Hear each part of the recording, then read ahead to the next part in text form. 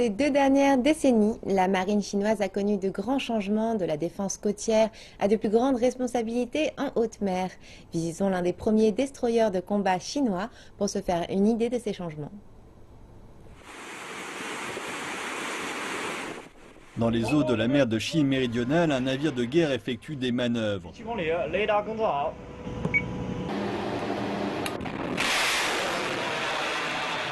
La frégate Jingzhou est l'un des derniers navires commissionnés par la marine de l'armée populaire de libération. Conçu et construit localement, le bateau est la preuve que la Chine veut une marine de classe mondiale. À des milliers de kilomètres de la Chine réside le port d'Aden. Depuis 2008, la marine chinoise a mené 24 missions d'escorte et de lutte contre la piraterie afin de protéger les bateaux chinois.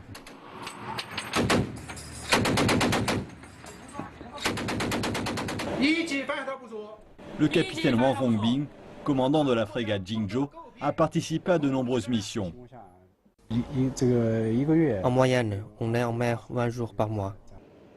De marin à capitaine, cela fait 20 ans qu'il est dans la marine. Aujourd'hui, les missions internationales sont quelque chose de normal. Cela signifie que, selon Wang, la marine chinoise a dû abandonner ses responsabilités et systèmes anciens. Avec une liste de tâches en hausse, nous devons changer notre modèle traditionnel d'entraînement d'un système d'entraînement pur à un système basé sur les capacités qui peuvent mener des tâches et des missions.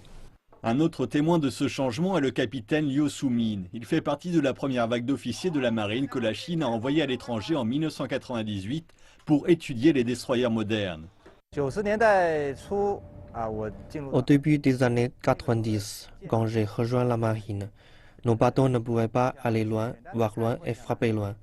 En fait, en voyant les armes de pointe des autres grandes marines de l'époque, nous étions un peu gênés. Aujourd'hui, le capitaine Liu est le commandant du destroyer Fuzhou, l'un des plus grands destroyers à missiles de Chine et l'un des navires les plus puissants de la marine chinoise. Être le capitaine d'un navire de guerre a toujours été mon rêve. Depuis 2001, ce navire a lancé plus de 30 missiles réels différents, ce qu'on ne pouvait imaginer par le passé.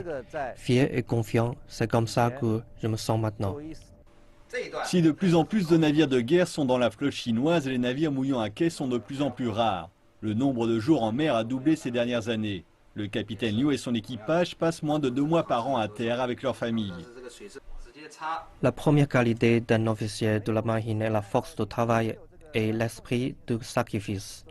Sinon, il est difficile de rester à bord d'un bateau pendant une période prolongée. Vous devez faire face à des problèmes tels que la pression de travail, la sécurité et les problèmes familiaux.